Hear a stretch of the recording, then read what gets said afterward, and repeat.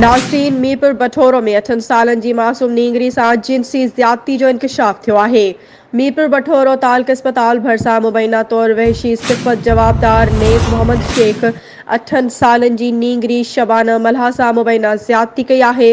उन हवाले सां वधीक तफ़सील ॾियण लाइ असां सां लाइन ते मौजूद आहे सिजावल मां CN न्यूज़ जो सिटी रिपोर्टर शहमीर सिंधी। जी शहमीर, छा तफ़सील आहे?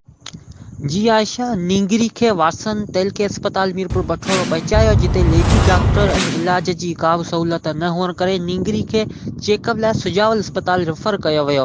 अस्पताल में मौजूद नींगरी जे पीउ लाल बख्श मल्ला सहाफ़ियनि खे ॿुधायो आहे त मुंहिंजी न्याणी शाम 3 बजे खां गायब हुई। असां तमामु ॻोल्हा कई पर नींगरी हथ न आई ऐं राति जे वक़्तु कुझु ॿारनि शबाना जे अस्पताल भरिसां कंहिं दुकान में हुजण जो इतला ॾिनो त असां उते पहुतासीं त असांखे हिते दुकान में नींगरी शबाना हथ पेर ऐं वात ॿधल मिली।